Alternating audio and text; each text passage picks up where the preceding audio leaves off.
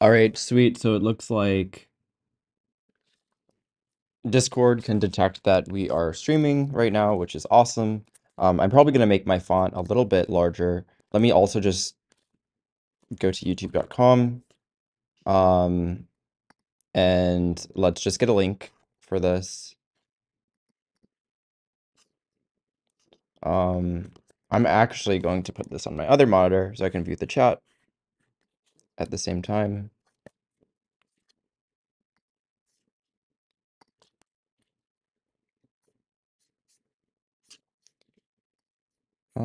Hmm.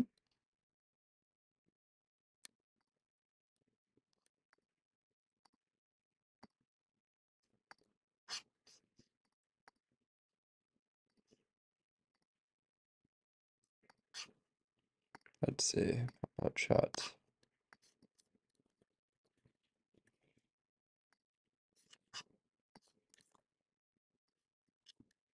Okay, cool. I think I have set up roughly.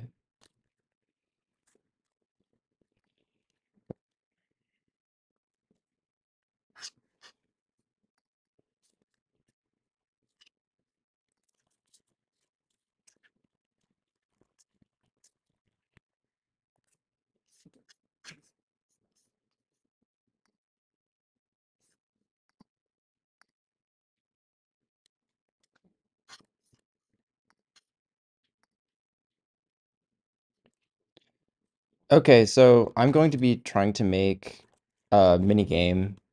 Right now I'm actually just fixing a rather annoying issue um, with broadcasting uh, and ordering of packets with the proxy because we are reordering packets with the proxy. So I need to fix that um, because I'm making some changes with how it works. And then I'm gonna get to the mini game. So like right now you see we're getting this. Oops. If we I think it's because I disabled it, but we would get the wrong packet because it's sending us play packets before we were getting login packets, which is interesting. And it shouldn't be doing. Uh, okay. So how are we gonna debug this? Um, hmm.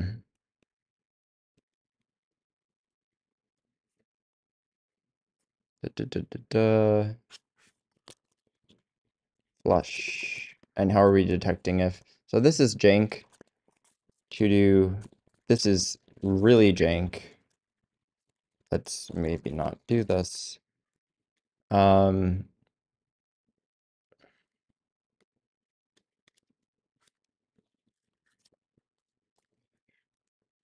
let's see.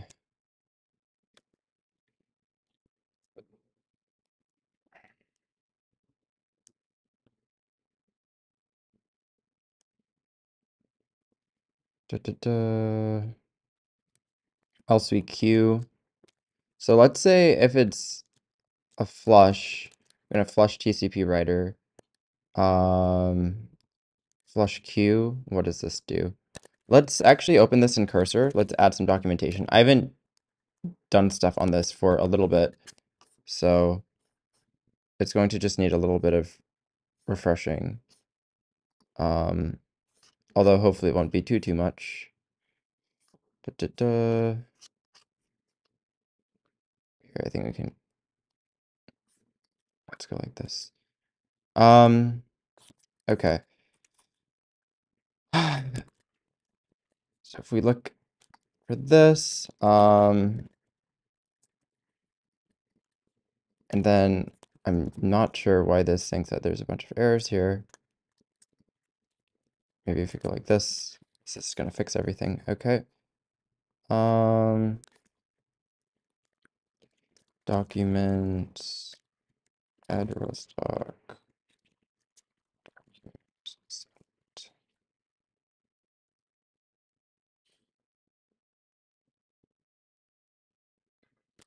Okay, let's just see if it seems to agree with me on everything.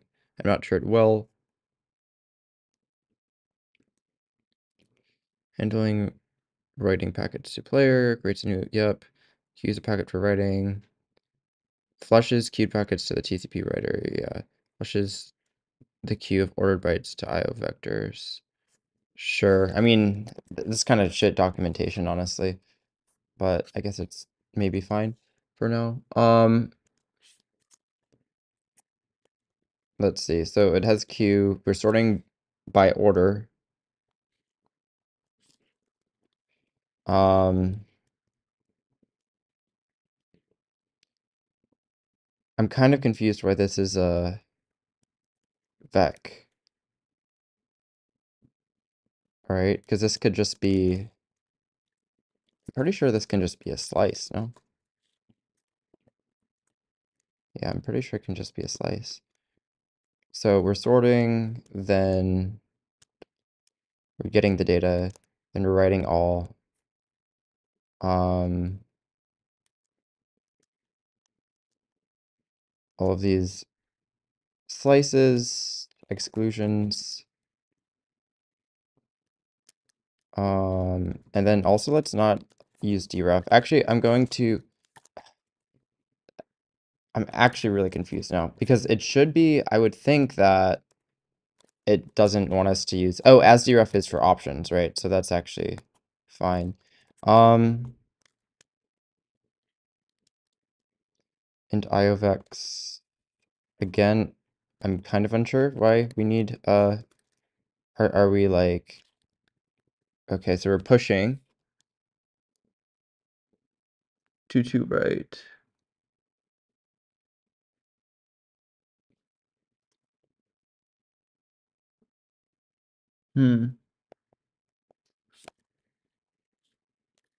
I'm actually really confused now. So this is spec.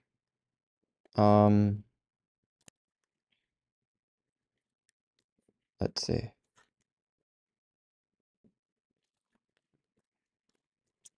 So here, I can make the font larger. If this is going to be easier for everybody. So let's make this 14. And then let's make the overall font. Let's make this 13. So this should be somewhat easier to read. Let's just go over this again. Greatly improve variable function field naming and documentation to be easy to understand, idiomatic, beautiful. Okay, let's see.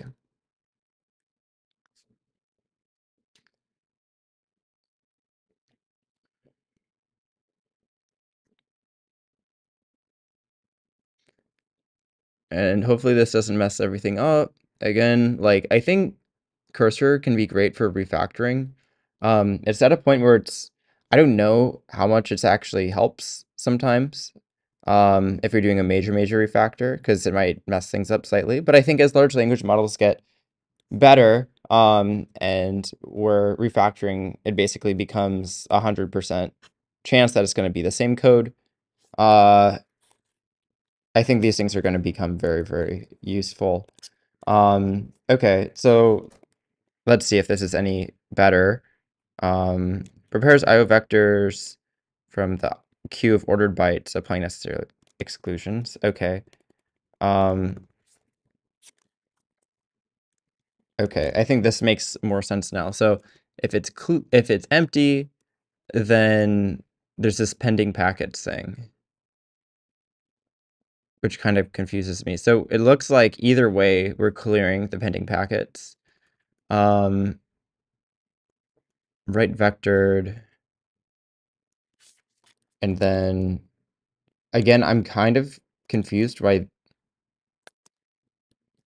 this syntax is being used.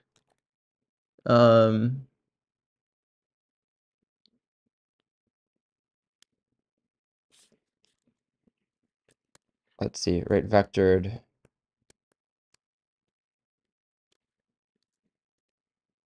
remaining vectors, advanced slices. Oh, it's probably advanced slices. Yeah, it requires this, right? A mute. Okay.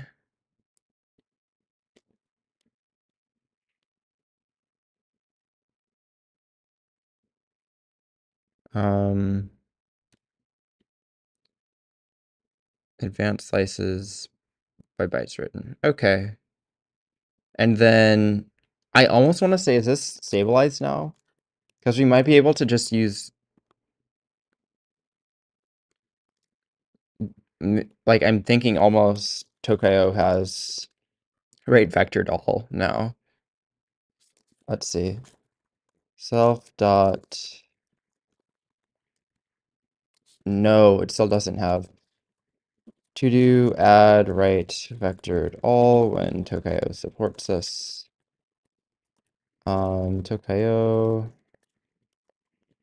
Tokayo. Let's just see. I mean, yeah, I think it's still going to use 1.30 to 1.40. So yeah, it should be using 1.40, so I don't think this is going to change anything. TCP, but we can just check. Yeah. Okay. Um, maybe we even want to add a function to do this so it's more clear. Um,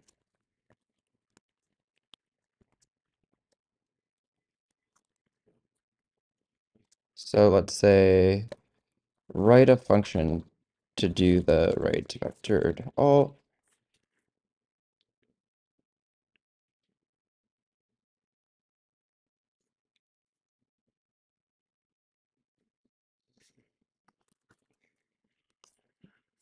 Okay, that seems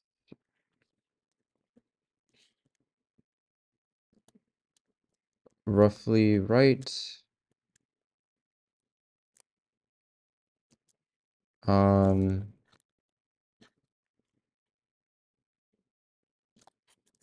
and then I think this needs to be mute.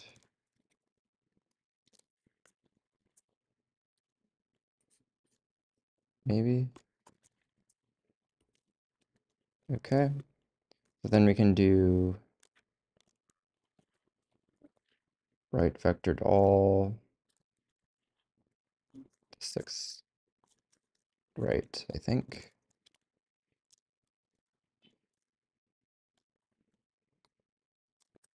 IO vectors. Or maybe we can even do this.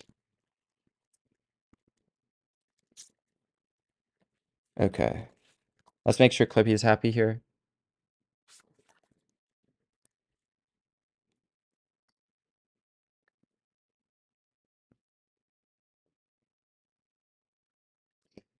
Okay, yeah, so it's a little bit hard to see for some people, it looks like. Also, please use YouTube comments. I am reading those more.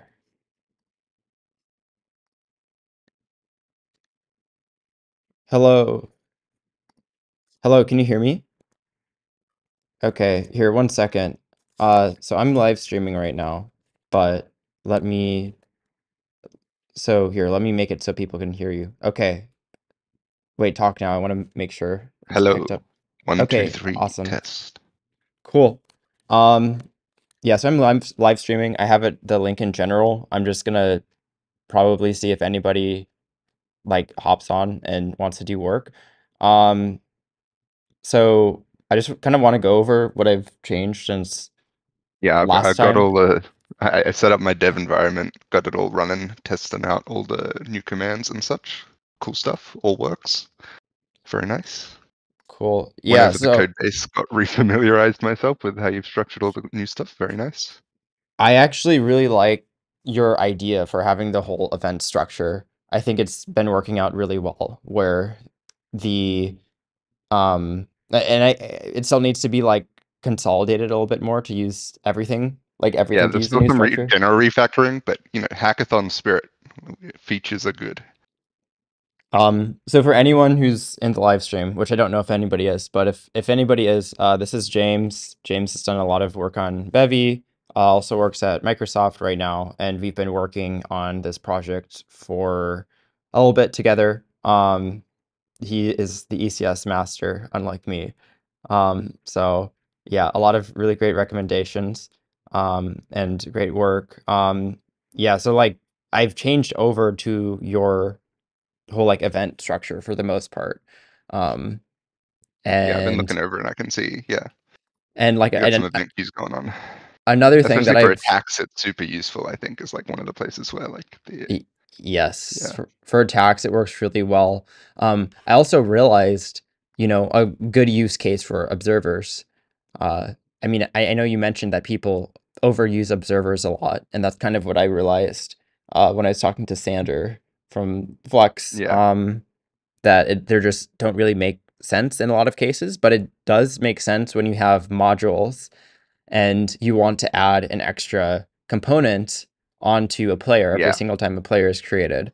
Um, so that's what I was doing for attacks. I think I have an attack module now, and it has like an immune until component.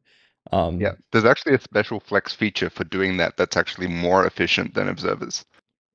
oh, interesting. There's a special relationship you can add in Flex called with, where you can do like in the module you could do like add with the immune util to player, and then when they add the player component, it does it all in one move instead of moving it, invoking the observer, and then moving it again. Oh, I Although see. like So it moves this is archetypes still now like a multiple times. reasonably good use of observers in that like it's a relatively low frequency event and it's just like doing some extra behavior. So I'm not going to say that like it wouldn't be reasonable to have an on-add player with observer, but this one you can do it even faster by using flex with. It's not going to be noticeable. Like there's not that many players spawning that like that one extra move is going to matter, but it So is a thing that exists. if it's easy, I'd say we should probably do it the proper way then. So you're saying if you look in general, I just kind of sent the code that I'm using right now. You're saying that you can do like Yeah, I have that open on my other screen. So you can add uh you do like world.component player to get the player component, and then you yep. add flex with and immune util. So I it should see. look like I th- I don't know whether you have to use the add trait thing. It's like a weird Rust thing. There's like an add trait Interesting. uh, code block as well. I don't know why that's necessary, but it should look like this.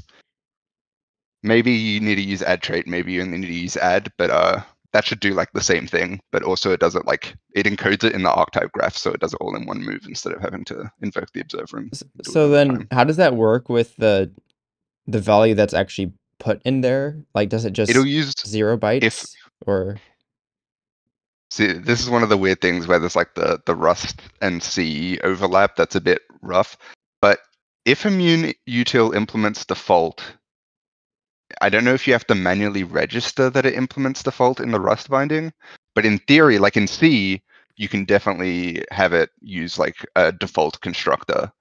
Um, I'm not sure how you set the default constructor in the Rust binding, because based on my knowledge of Rust, I don't think you can just get that automatically.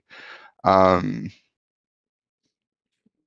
like there's no way for it to know that you implement default unless you tell it at some place. So let me give it a look I here. wonder if Indra is awake.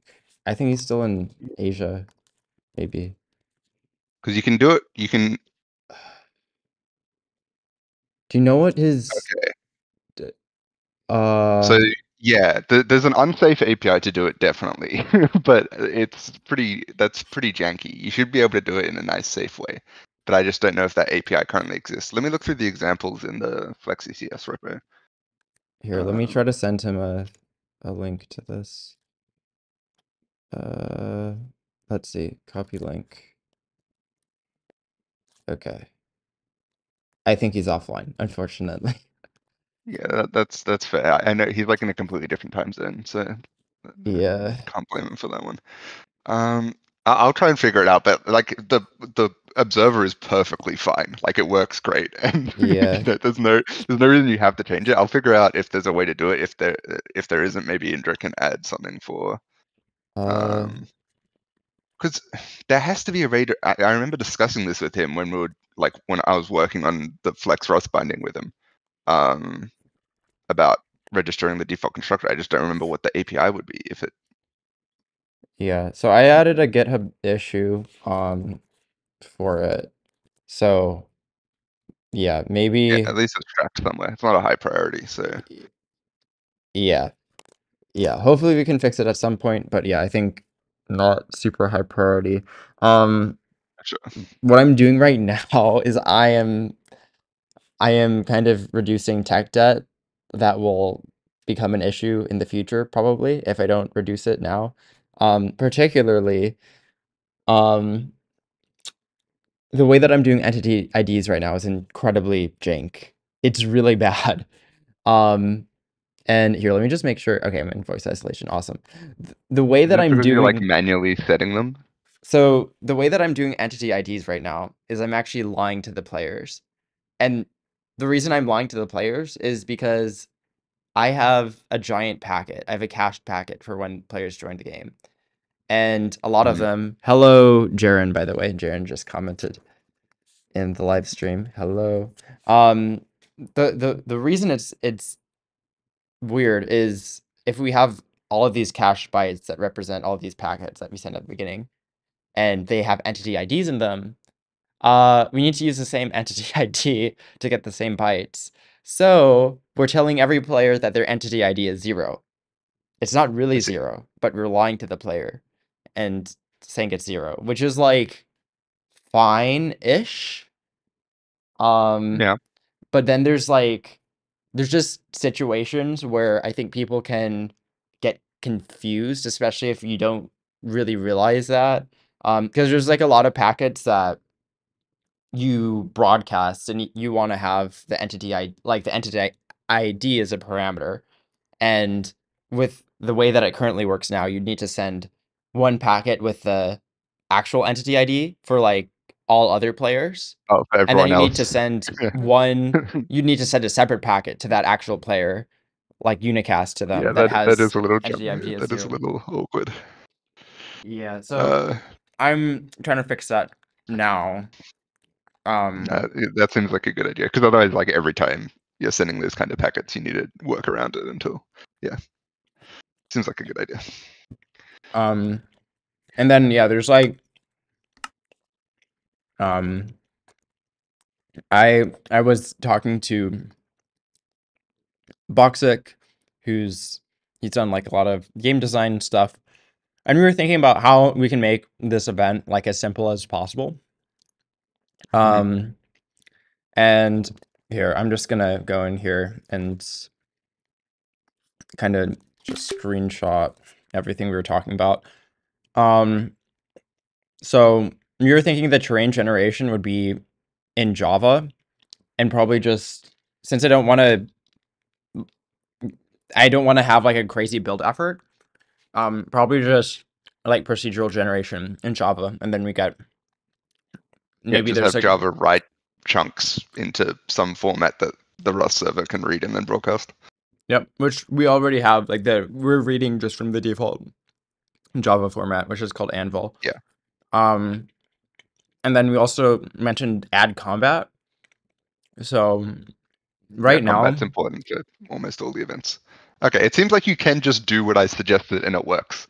I don't know how it knows about the default constructor, but it does just work.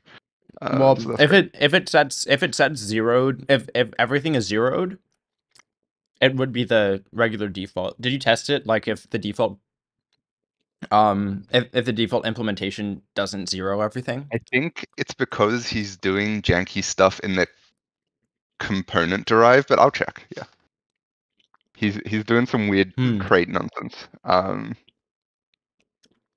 To be fair, Rust specialization should just be better, but I will check. Yeah.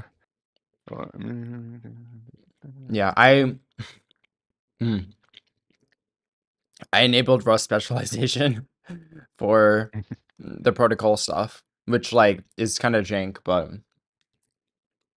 I don't know. It made things a lot easier for a couple things. Like particularly it was cows. Um Yeah, it does invoke the default constructor. I put a debug print in there and it works. Oh wow, His hacky trait magic does work. that's interesting. Does it still let you do it if you don't have a default constructor? Or does it just like not compile? I think it'll crash. I think it'll crash. What? But I'm gonna try. I think he generates like some weird, yeah, some weird trait nonsense that allows him to like register a default constructor if one exists or panic otherwise. Which shouldn't technically be possible, but I think you sort of can hack around it with like const generics and weird stuff. That's interesting. Yeah, I feel like if Rust had like proper specialization and like a couple other things, it would be actually godly. Um, Yeah, it needs like it needs a few more features. It needs variadic generics, so we don't need to do all this weird tuple nonsense, yes, yes, and it needs specialization. If it had both of those things, I would be a happy boy, and I don't need much else. Generator syntax would also be nice. Wouldn't be mad about that. yeah. Um, I but mean, at that point, I'd be generator, pretty happy. like, because they already have in Nightly, they have their coroutine stuff, which Yeah, is it's kind gonna of come. That one I think is the most likely to actually land in a reasonable time frame. yeah, because the gen keyword in the 2024 Rust is becoming reserved. Um, so it looks like they're planning on hopefully using it. But again, also like I was talking with one of my coworkers, and in 2014 or 2015 or so, Rust reserved the abstracts final and like class keywords or something. Yeah, well, Rust was just a completely different language at the start. Like, it had all kinds of nonsense in it that is like Yeah, unrecognizable to its current form. yeah, So it seems like some if you don't register a default, it definitely invokes the default constructor if it exists. But even if you don't register one, it doesn't crash. It just zeros it, interesting. which That's so is not interesting how it does ideal, that. but it's not really a problem. Like, it definitely shouldn't work that way, but at the same time, it doesn't really hurt us in any way that it does work that way. You can just register a default constructor and it's fine. That's really interesting. However, it's doing that, but Yeah. maybe It's it's not in safe, but the yeah, the maybe it's in the flex the binding isn't directory. perfectly safe to begin with, so it's okay. Yeah. Cool. All right. So that makes sense that we should do it like that. I'm trying to think. Yeah, so I was talking about how I'm making the proxy better. But then there's also kind of the almost like orthogonal thing, which is getting combat to work. So like right now it works to some extent. You can hit people, there's knockback. Um, it's a fun time, but we still need to Hmm. do actual damage calculations. Um, Yeah, and we probably need to do and like weapons proper, probably. yeah, so like given a Damage. weapon, how much damage is it going to do? Um, Mhm. and then also like I'm trying to think, like probably armor calculations and stuff too. And Yeah. that's kind of have you used Java before? I have written Java in my life, yes, for sure. I actually taught the OO course at my uni that was all in Java. And I have messed with Java, Minecraft modding Java as well. But it has been a while. Awesome. Cool. So if you've done Minecraft modding, are you like familiar with how to see the source of like 1.20.1? Not Or 1.20.1. I'm sure it's changed process since I last did it. I know there's been a lot yeah, of stuff happening in the last couple of years. I think Uh, the standard way that people do it these days is and I might kind of be giving fake news a little bit, but what I would do is I would go and see something called Fabric, which is like a modding. Here, let yeah, me one of the see. modding APIs. One of the modding APIs, and they have a whole. I'm just trying to find it. Maybe it's in develop. It's probably in develop. Yeah, so they have, I'm gonna send this link in general. They have fabric.net/develop, and you can select a version, a Minecraft version, like it would be 1.20.1. Um, Mhm. And then you can, I think they give you like a zip to download or something somewhere, maybe. I'm just trying to see. Let's see. Select integrated properties file, import note, automatically update mappings, Loom. Maybe I am being dumb. Or maybe I need to click example. Wait. Fabric. Online template mod generator. Maybe this is what we want. Yeah, I think this is what I'm trying to look for. Potentially.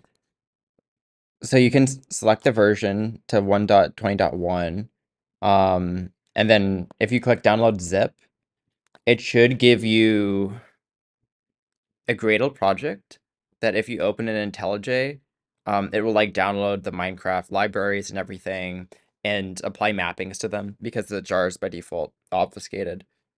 Yeah. So it applies mappings to them, and then you should be able to just open up the actual Minecraft source in files in if you have IntelliJ. I don't know if how VS Code Yeah. Yeah. works, but No, I got it covered. yeah. Yeah, I'll try that out. So yeah, maybe that's the best way. And they should have knockback logic in there somewhere. Actually, hmm. Yeah, there's definitely a way to like get the actual source too, because I think if you open it up in IntelliJ, it just you can like look at the library, Mhm. but like it doesn't actually have the actual source anywhere. Like it doesn't have it in an SRC folder. But yeah, I don't really know. I'm not an expert, unfortunately. So, but that's what I do. I'll take a look and see how it goes. So yeah, that's probably gonna be good for like again the damage code. Um, Also, like I did stuff with inventory, so you should be able to calculate the like um how much armor people have if you want to do that. I'm trying to see. Um da da da. And then yeah, eventually want to get into some type of upgrade pattern. So what we're thinking is this game is going to be something kind of like Agar.io or like all these IO games that are like really simple but addictive. So Hmm. there's probably going to be like it's going to be like a death match, but each kill you get like slightly upgraded. And Sure. then like once you get like 20, 30 kills in a row, you're just like completely cracked. Um and then like I maybe when like you it. die, you lose like 80% of your level. And when you kill people, it's also kind of like Agario. Like the stronger the person you You can kill, probably make people like physically bigger too. you can It's literally do funny. that. You Yeah. can I think you can do So that when you kill in like 30 people, you're like a block and a half high or 2 blocks high. No, no, like you're 1.5 or 2 times higher and you're just running around slightly bigger than everyone else and killing tiny people. I think That it's sounds very fun. funny. It would be fun to experiment with. I also think it would be like I do, it would be very interesting for map design, right? Because I don't know Well, how it would the also just be very funny from a content perspective to for spectators to be looking at like these guys get slightly bigger. So, yeah, for map design, obviously, if they can't get through doors and you have a bunch of doors, it's rough. yeah. Um, I think I have to see which version that is too, because I know it's one version. Minecraft make player larger. Uh, I almost want to say it's like okay, so there's this size command. Which version size command added Minecraft? Let's see. One dot yeah, so I don't for size we would need 1.21 and right now we're 1.20.1.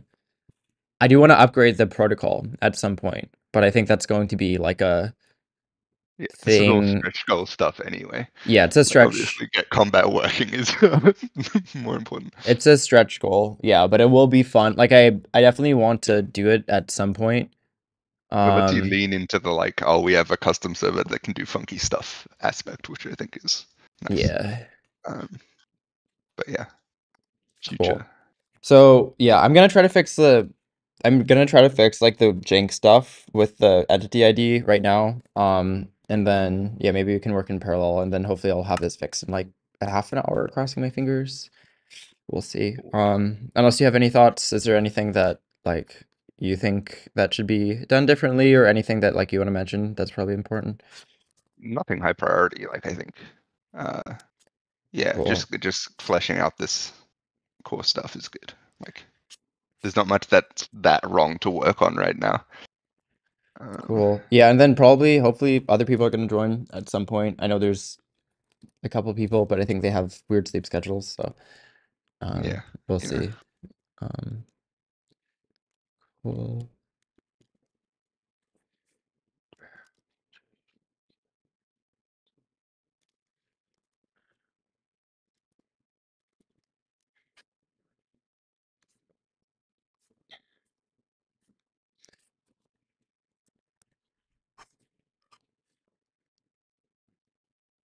Cool. So I'm gonna actually, I think I'm gonna change my voice channel to lobby, and then so I can like talk through things for people who are in the live stream without distracting you, and Yeah, then maybe we can reconvene, or you can join the same one as me if there's any questions, or I can join the same one as you if I have anything I want to talk about. sure. Cool. Makes sense.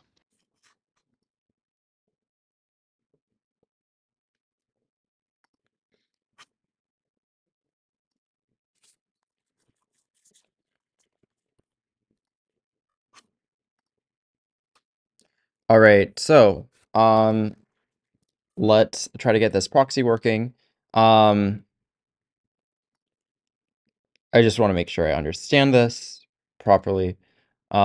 You have our exclusions. So this is, for instance, um, exclusions would be you're sending all of this data that needs to be broadcasted, but say you don't want a certain player to view the broadcast, maybe because it's about data for that player, and you don't need to send that player like their own position because they already know it. This is what exclusions is for. We also have player ID. I'm actually kind of confused. Oh yeah, we need to find exclusions for that player. That's why. Um, okay, and we have this C plus spec. It looks like, and then we reverse it. Um, again, I'm not completely sure why. Oh, I think it's because the exclusions when we get it, maybe we're getting the tail vector and we need to reverse. Um, so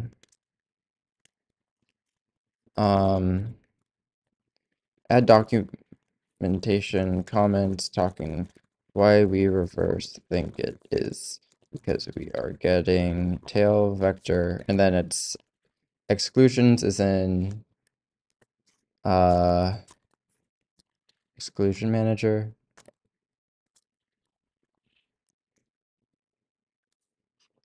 Let's just tailed node.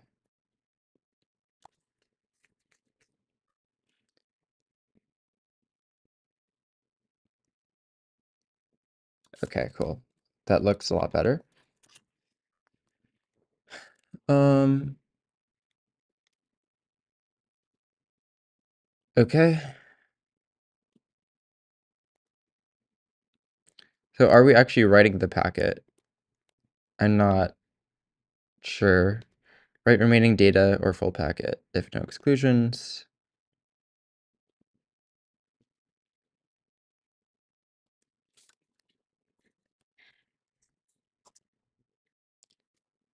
Um, so prepare IO vectors. Like these names are kind of weird. Um,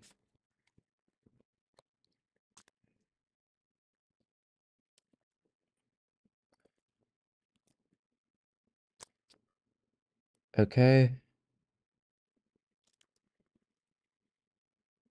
So we're sorting by order, and then for all the data, um,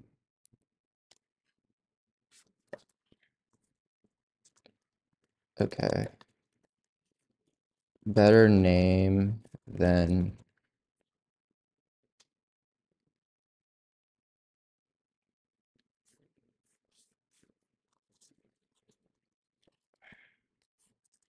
okay, sure.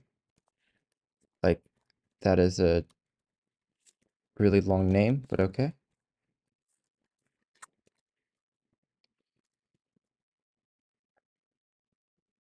Um, and I almost feel like we should change the order here.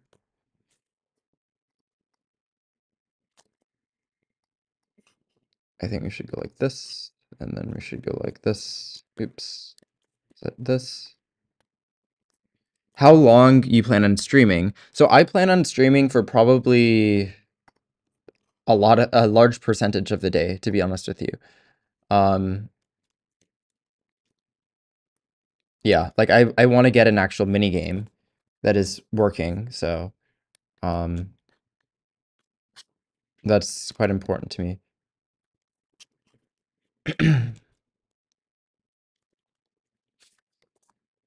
And maybe we can actually make this a function inside of here.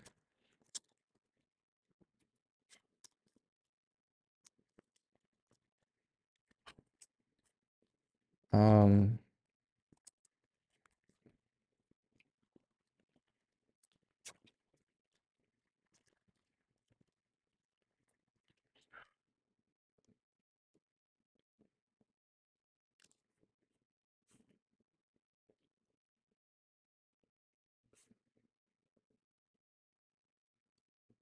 ooh, yeah, I don't like that. Let's just keep it how it is.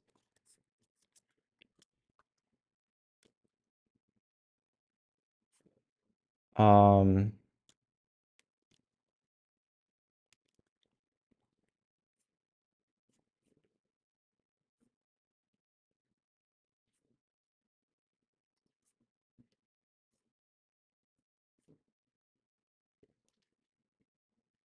hmm.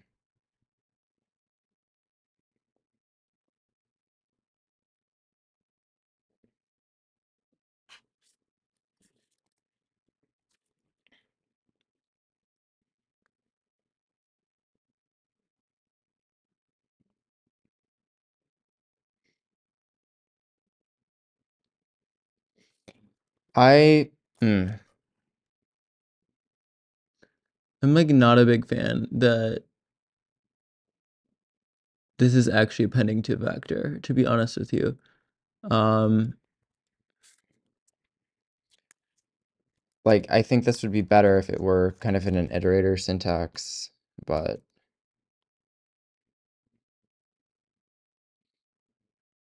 I'm kind of unsure about the best way to go about that.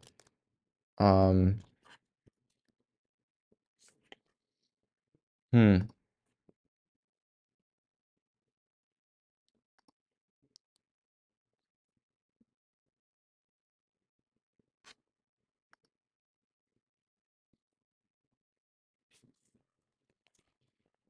IO slices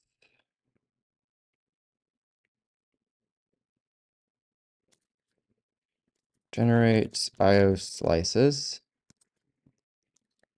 and then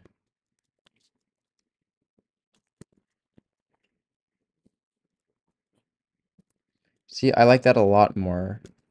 But then, like, how are we going to do that? Um,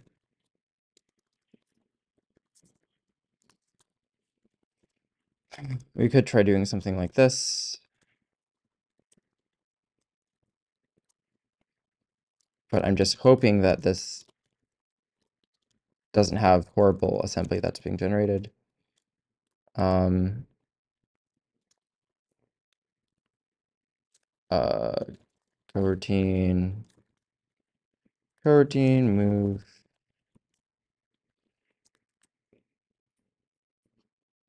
and let's see.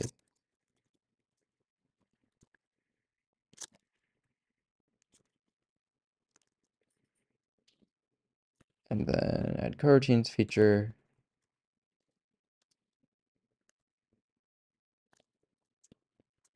For iter.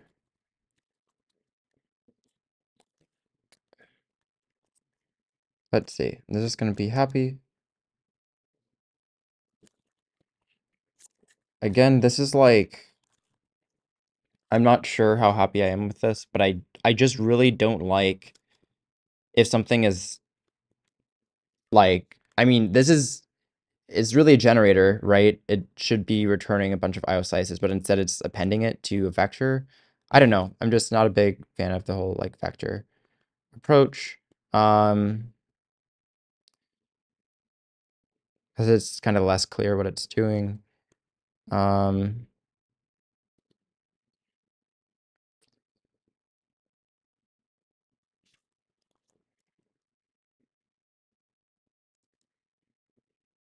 Player ID.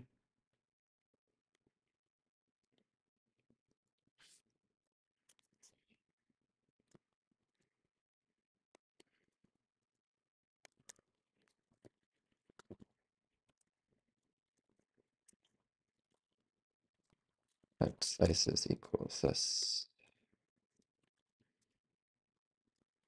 So then I think what we can do is we can do packet queue dot itermute. And why does this have to be? Does this even have to be mute? I'm not sure. Let's just say it is for now. Map this and then map get data. I think we're gonna flat map.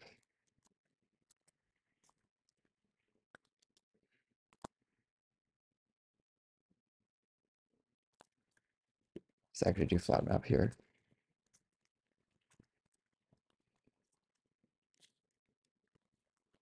Okay. Let's see. Um,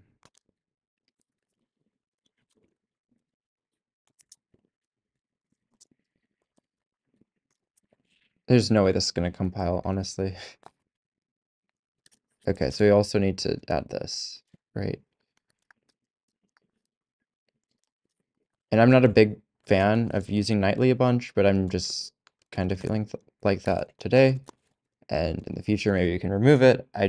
The thing that I'm prioritizing now is me understanding the code. Um,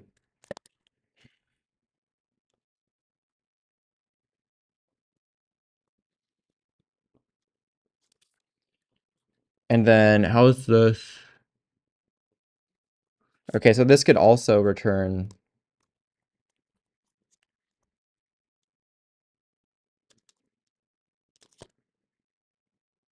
I think that this could also return an iterator. I just want to make sure. IO vectors. If it's not empty, we're going to. Ooh, yeah, this might be interesting. Actually, yeah, we probably do want. Let's just go like that for now.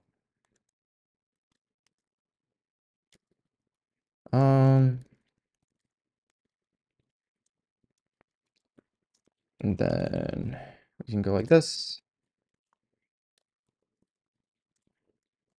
Back.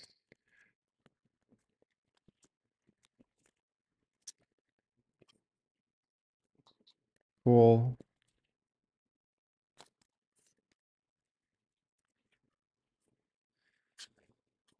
Um, hmm.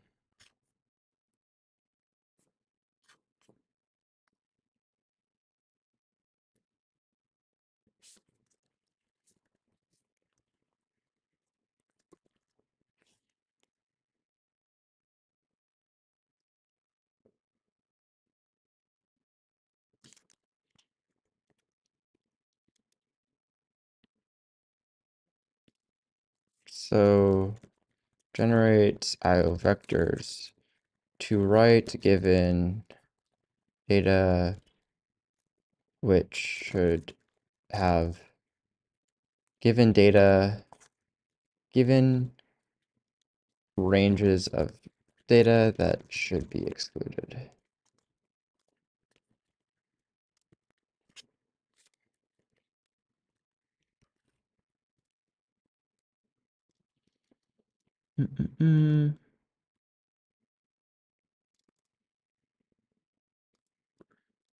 Okay.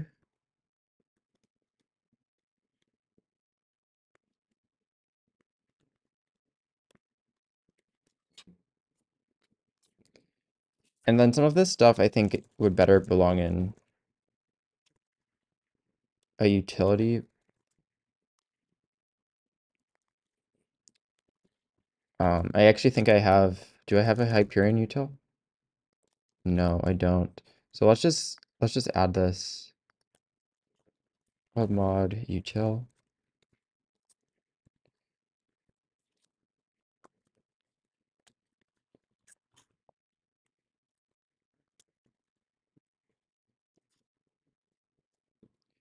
TCP writer. And I actually want to, let's for now like make this an extension trait. Instead make this an extension trait on async write.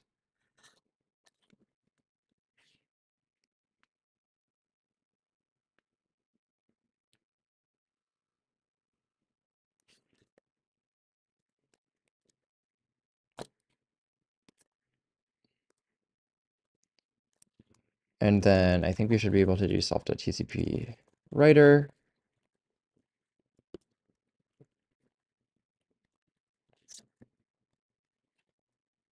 Okay, cool. Is this done building? I think so. Let's just make sure that we can still refresh this and we can see the server. Okay, so maybe this thing is completely borked, unfortunately. So this might take a while. This is really sad, actually. Okay, actually no, it's not. There's a compile. Clippy, external enter. Oh, it's because we disabled Clippy. There we go. Now we can get all the Clippy shenanigans. Right vectored all. You don't want that. Okay, move. Is that gonna... And that is because player ID needs to be moved. And this launch player thing. I think this is because we did a whole renaming. Yeah, we called it initiate player connection, looks like. Okay. And there's an explicit lifetime, it looks like, so we need to add a. And then we're getting more errors, but these are good errors.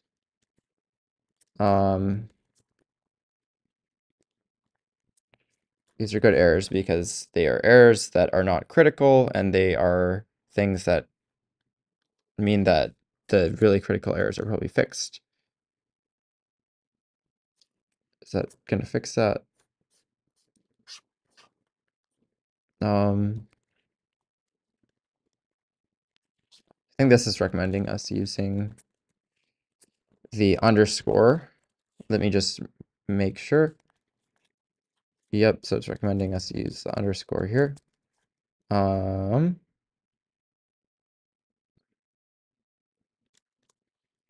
not use this, and then we can do, I think.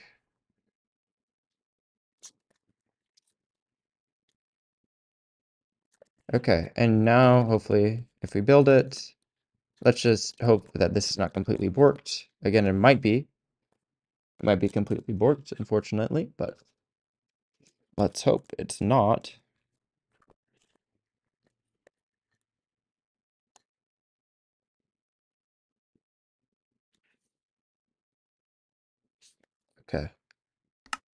Okay, awesome. That's what we want to see. Okay.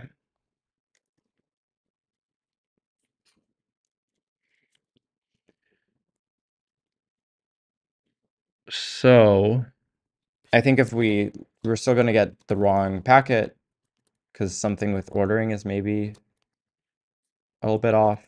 Yep, that same behavior as we had before. Um, I'm going to be right back. I'll be right back in a minute.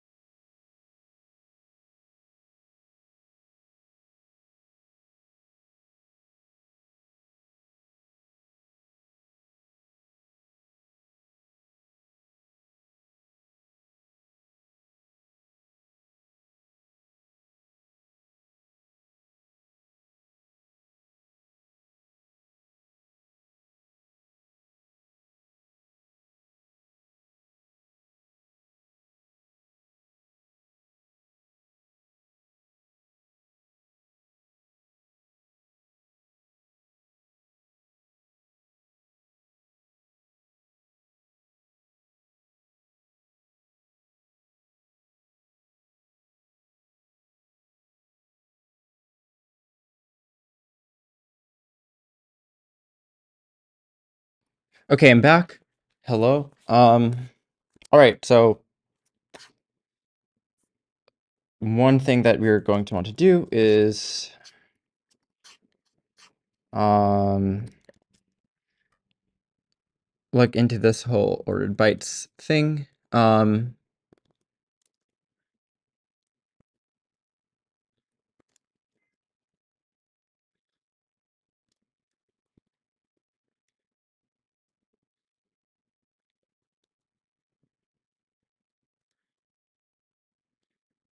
So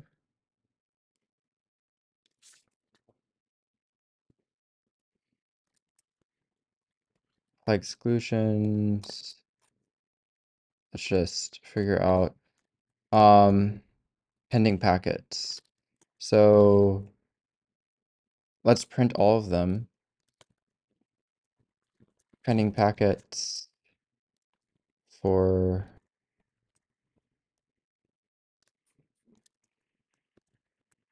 And I don't think these implement debug, it looks like.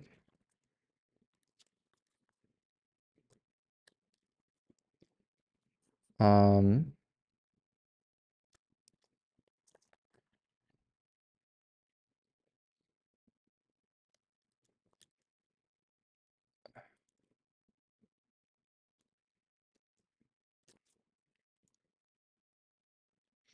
hmm. So maybe we actually want to add some logic here. Ordered bytes impl debug for ordered bytes only show exclusions. Or wait,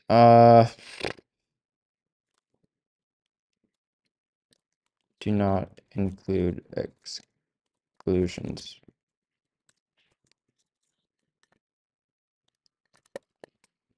Okay.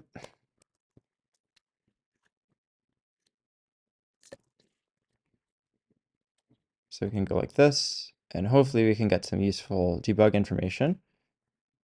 I doubt we'll be able to solve it right away. Oops.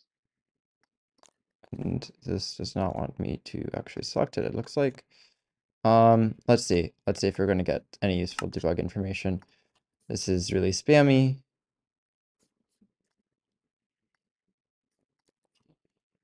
Um,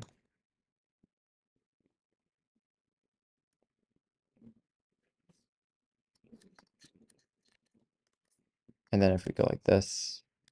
Okay, and that's not spammy, which is good. So ordered bytes, we're getting. So what's interesting here is this has order 0. This broadcast has ordered 0 for the milliseconds per tick, even though this boss bar we're composing with the system ID global stats is 1, which should mean that if we're broadcasting this, if we're broadcasting this, and we have our system ID, and we go in here, and this whole send, we should be this whole broadcast raw.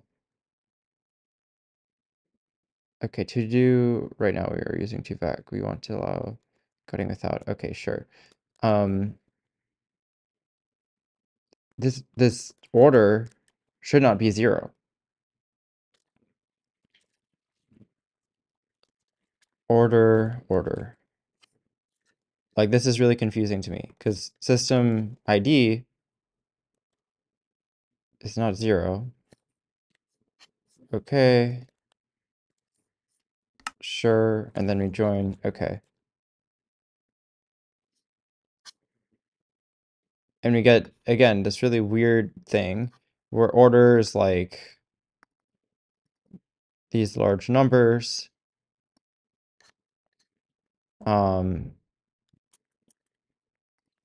And not getting that. I mean, I'm almost sure this is this 65536 thing. I'm almost sure that's the order of this broadcast. So what is up? I am actually very confused.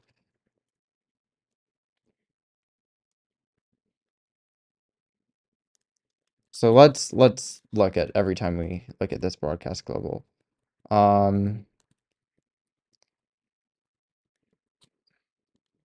I think maybe we're like combining broadcasts in a weird way. So if we're handling this,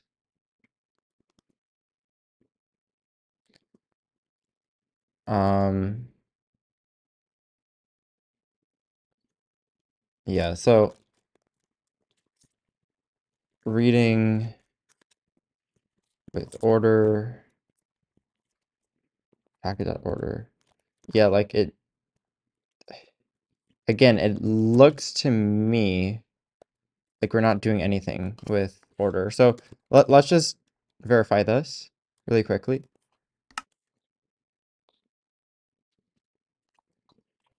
So if we look here, yeah, we're reading it with this order, and then we're just kind of not caring, which is not great. But I think maybe there's a reason for this potentially. So we have our data. We're creating it with exclusions, and there's no order. Um,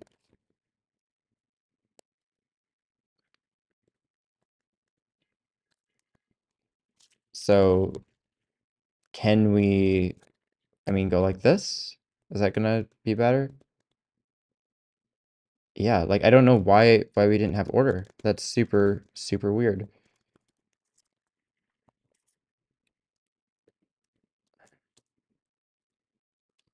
Um, well, it's just be like a million times less efficient now somehow. Um, and is Clippy gonna be happy? And Clippy's happy. Okay. I mean, maybe this will just fix it. I'm doubtful. Oh, that fixed it. That is actually really, really great. I'm really happy. Now I need to remove all of my print lines. So let's go.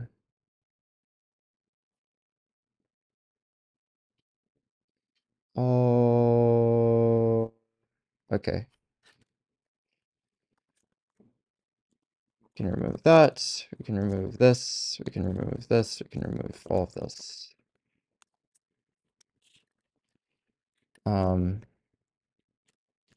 And YouTube.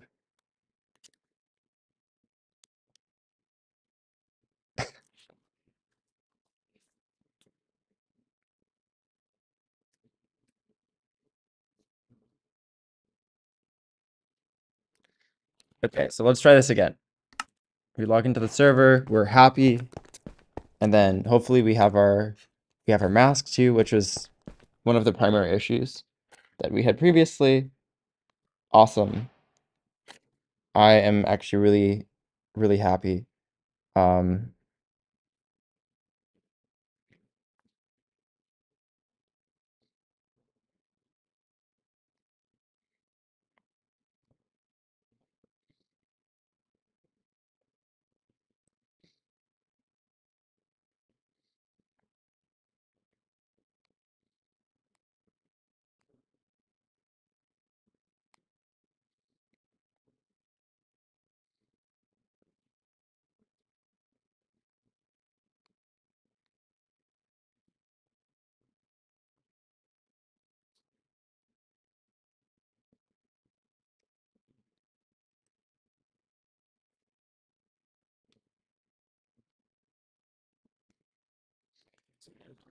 Cool. All right, let me see if James is still here.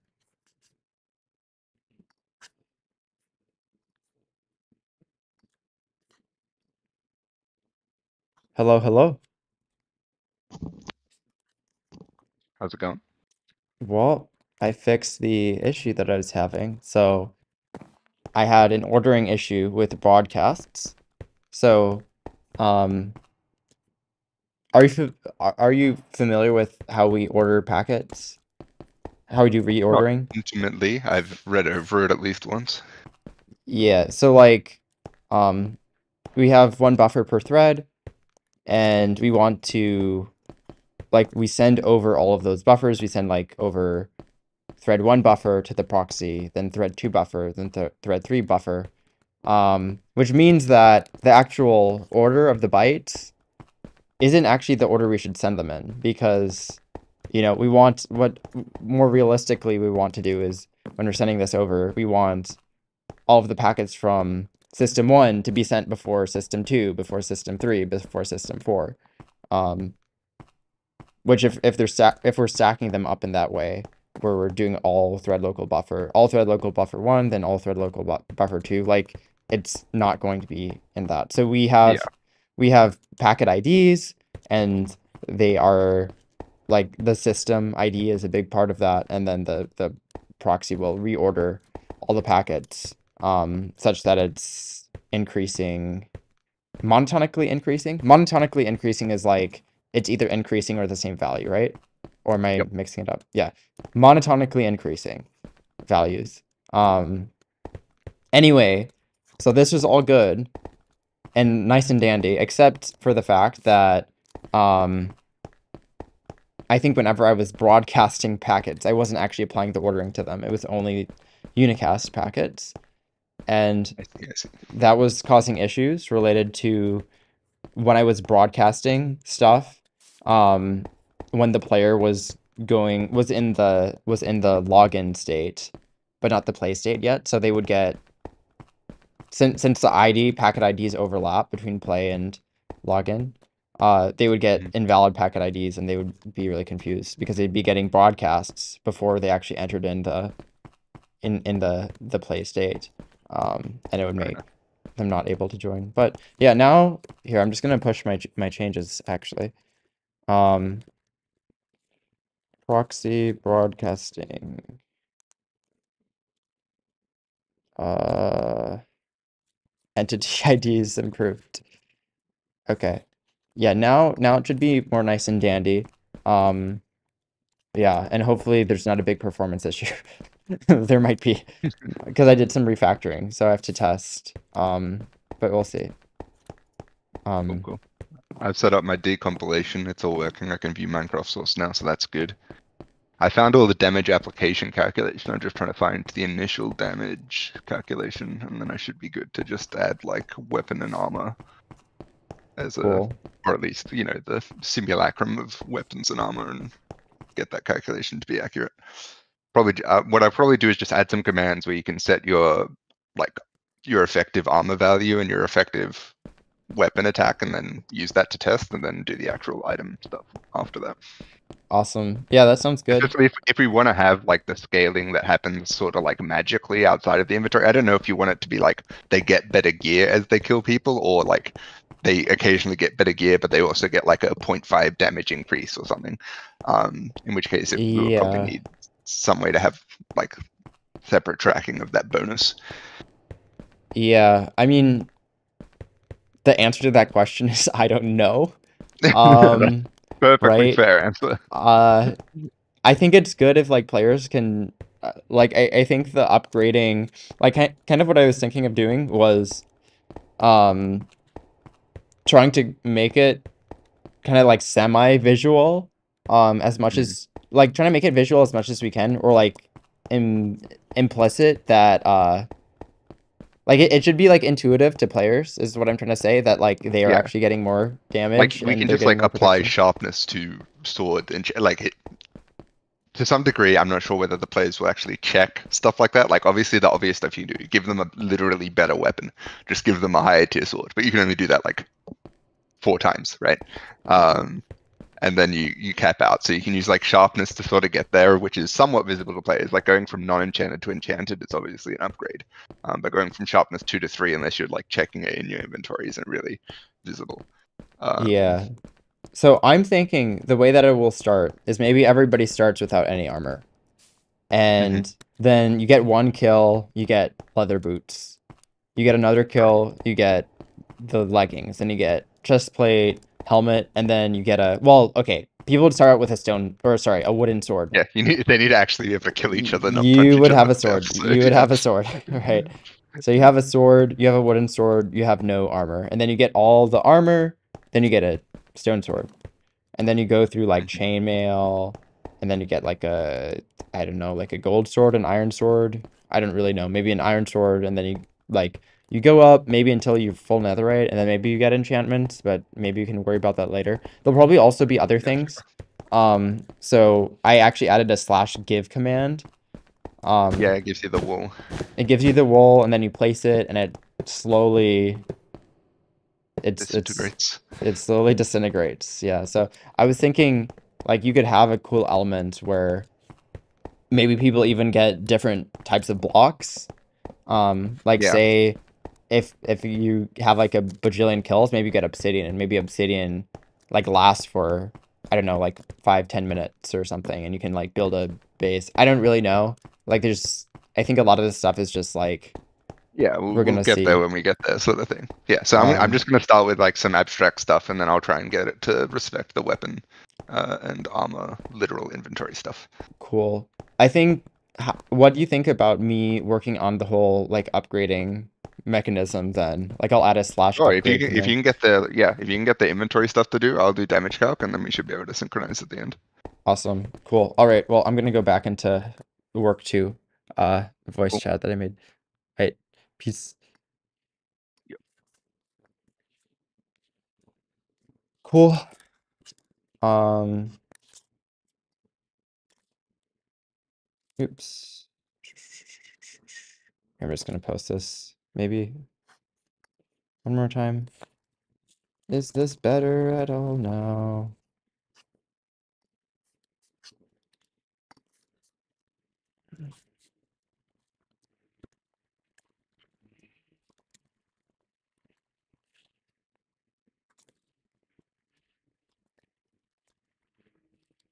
Do, do, do.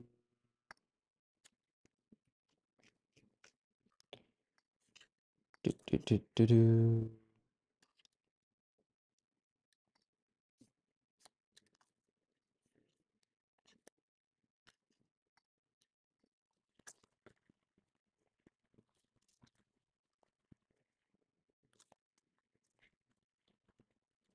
Day.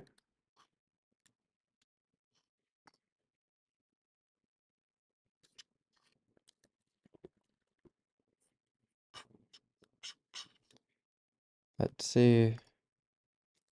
Okay. Cool. Um, I'm just gonna test the performance right now. We should be able to have. Actually, let me. Okay, I'm using this.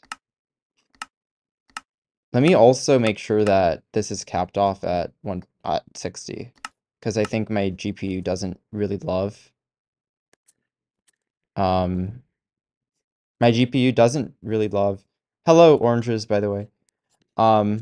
My GPU doesn't love when I have Minecraft at 120 FPS while I'm recording. So, yeah, let's just make sure that we didn't add a giant performance regression. The whole coroutine stuff, I'm kind of nervous-ish about potentially doing that, but I don't know. Um,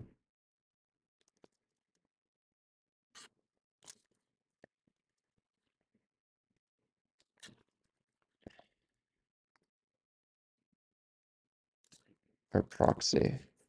Okay, 37.2. Okay, that's reasonable. Let's also, okay, we're already on Quake Pro.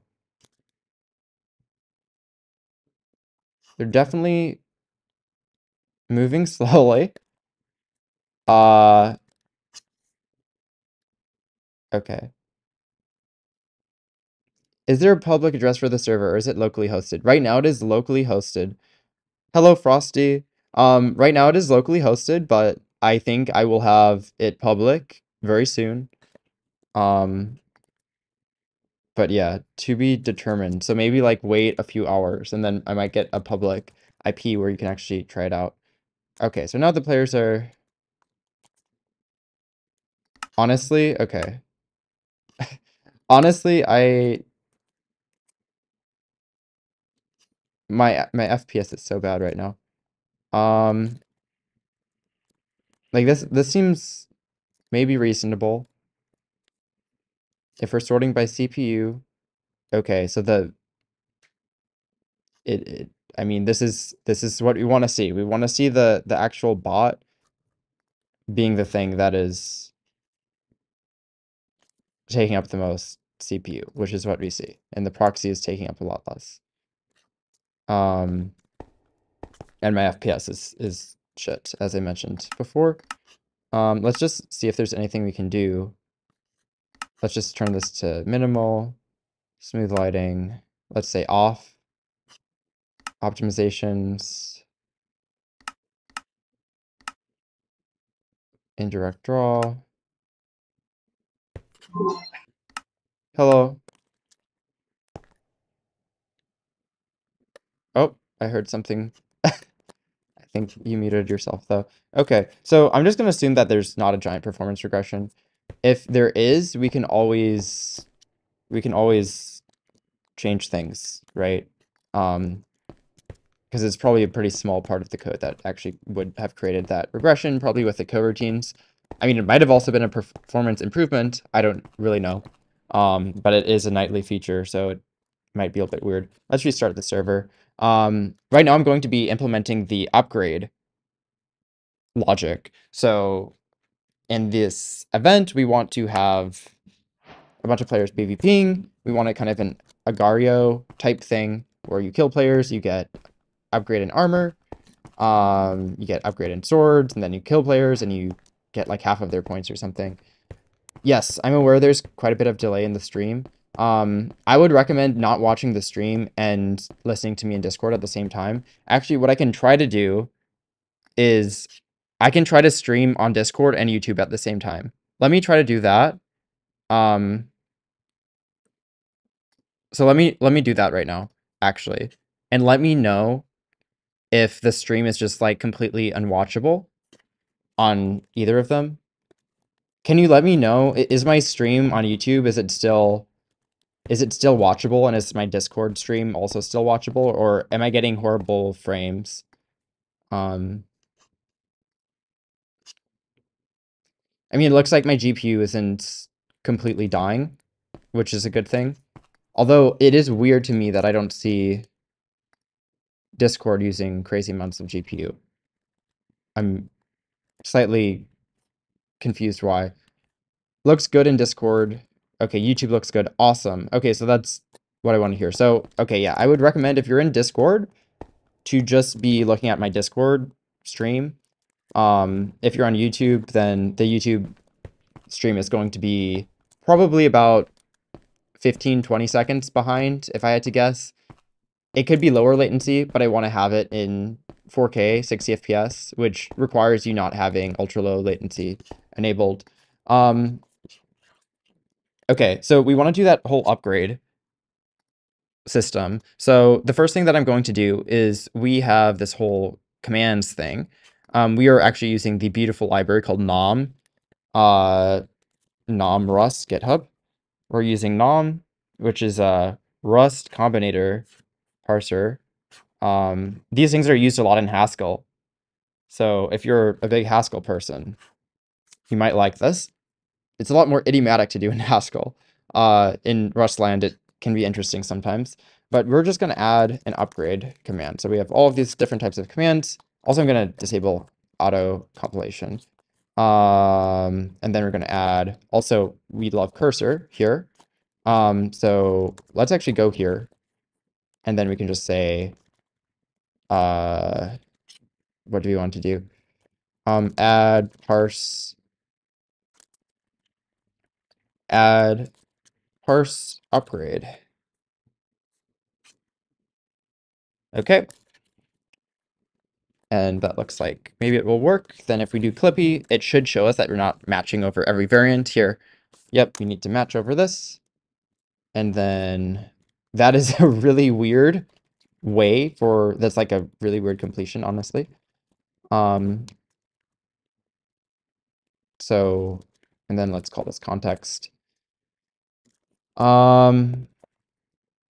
And it's wants this, yeah, because we're not using it mutably, but we will probably in the future. So upgrading. So let's just say like step 1, let's try to upgrade to leather armor. So context dot, and let's rename this. We've renamed this to blocks. So these are all the blocks. It's not called Minecraft anymore. Do we have inventory? Yes, we have inventory. Also, by the way, if you are here, let me just check everybody who's commenting. Hello, whoever this is. I'm in streamer mode, so it's kind of hard to tell. Context dot inventory. Okay, actually, you know what I also want to do? Some of this stuff should not be public. I think this stuff should be... Let's change it to pub crate right now. To do maybe not even make this pub crate.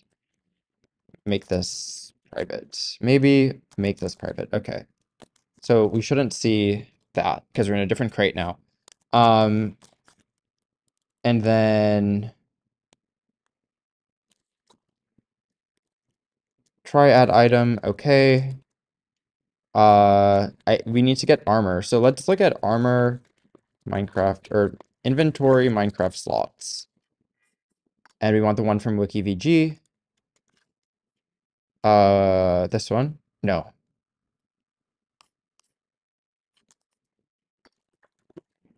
That's like a weird inventory. Maybe this one? This one looks right. So armor, 5, 6, 7, 8.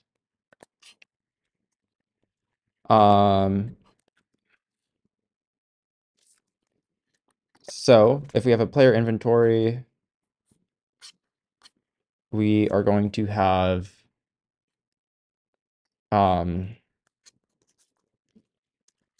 helmet slot is 5, 6, 7, 8.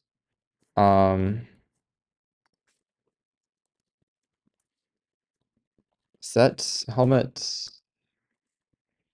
set chest plate, set leggings, set boots. Okay. So if we go back here, set helmet. Okay. Gosh, I love my autocompletion so much. Also, thank you, Frostify, for telling me about Super Maven. It's actually really cracked. Cool. So now let's try to run this. And if I do /upgrade, okay, wait, one more thing. We want to add completion. So we're actually using in Flax ECS. We can, and actually I am going to go like this. I just want to,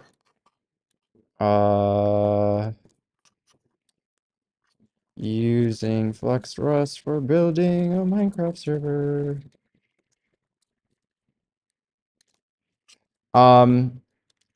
We're using, we need a command tree to send autocompletion. So there's a packet that generates a whole tree of all of the commands, and that's sent to the client when they join. And we're using entity relations here, where we have like children, and we're traversing this tree to generate that. So we are going to say, we're going to add upgrade there. And now let's do this. We should see it. Also, is the font size all right? Can you actually see the font, or is it too small?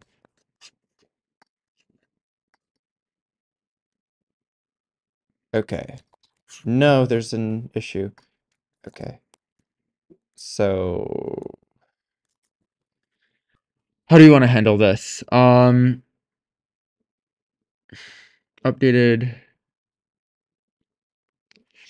inventory. Okay.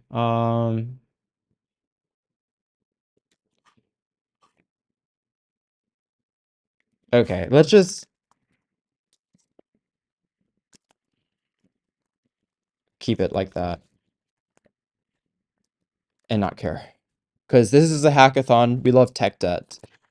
Tech debt is our favorite thing in the whole world because it makes us move fast. And then we can imagine that we're going to fix it later, and then we never do. Okay, so let's see if this is going to work. First time. Wow, that's so nice. I'm actually really happy that that worked. Okay, so we're also going to need some amount of state here. So how do you want to do this? Let's see. So, we are going to want to, let's add a module. Okay, so we have this attack module. Let's try to do kind of a similar thing. Modules are just like Bevy plugins, but for Flex. So let's call this upgrade. Well, upward. Should we call it like rank? What is a good word for something that is like, or let's call it like level. Level. I think level sounds good. We're gonna call this level. Attack module, level module. Level module. We're going to attach. Okay, and then we're going to do this flex on add stuff. But instead, we are going to add the component, instead of immune, we are going to want to say level. And level is going to be, let's just say a usize, why not? This also has default, all this stuff. And then James was telling me, who does work on Bevy quite a bit. Also, is this a notification? Has somebody been typing? Yeah, I don't know. Maybe that's just a bug. Anyway, James was saying you can do this whole thing, which is more efficient than using observer. So let's try to use this. And we're kind of confused how does this even call default? There's some weird stuff in here. This is the developer of the Flux Rust bindings. So I'm going to tag him there in case he ever looks at this. Again, let's disable auto compilation. Wrong number of arguments. Expected 1, found 2. Okay, add trait. How does this work? Maybe we need maybe this needs to be a tuple.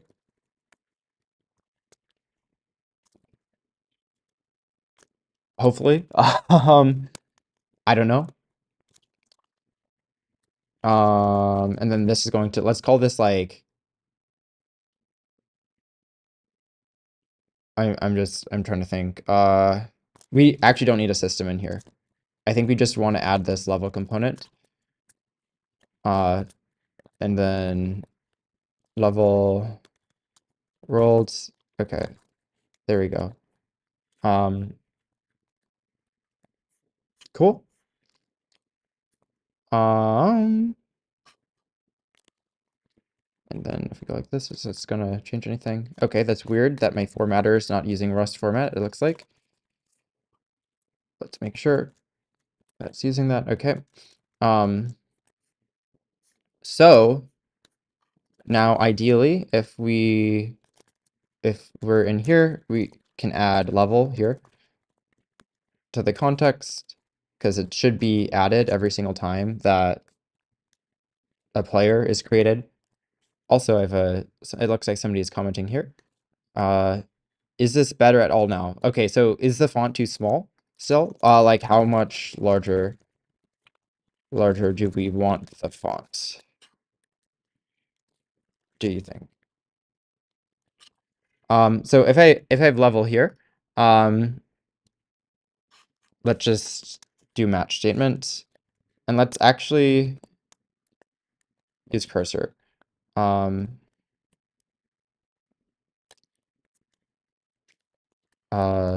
go over here. Upgrade level by 1. Start with leather armor, then chainmail, then iron, then diamond, then netherite, based on level.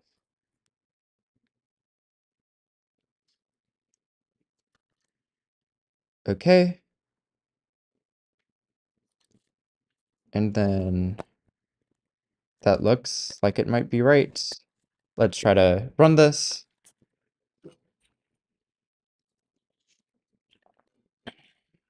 Oh no. What is the issue here?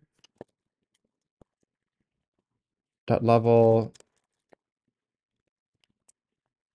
value? Sure, let's call it value. Why not? And then we're gonna need to query by level. And then level. Okay. Level. Let's see if this is going to compile.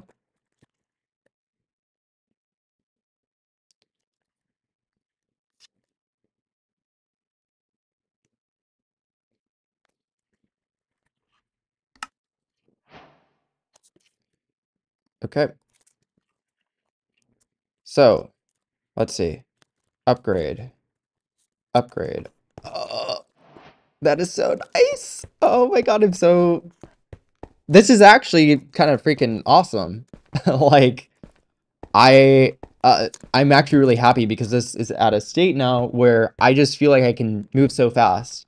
Like, it's been so long that it has just taken forever to do things, and now it's in a state where this is like so easy. Like, you saw how easy it was to do this. Um, and I mean, I can probably even, yeah. I'll try to open this up later so you can actually play around and test with other people. Um, cool. And the lighting is a little bit jank in chunks where there's like no blocks in there. So I still need to figure that out, but um okay. Um hmm. I'm just trying to think how we want to do this. Now, hmm, let's see. Let's push all this stuff. Simple upgrade scheme. Cool. Let's exit out of here. So what else do we want to do right now? I think in inventory, updated since last tick, hand updated since last tick. Hand updated since last tick. What does this mean? I think this is, yeah, so this is like if you're changing, if you're pressing like a number like 0 through 1, maybe. I don't really know. How is this being set? Um,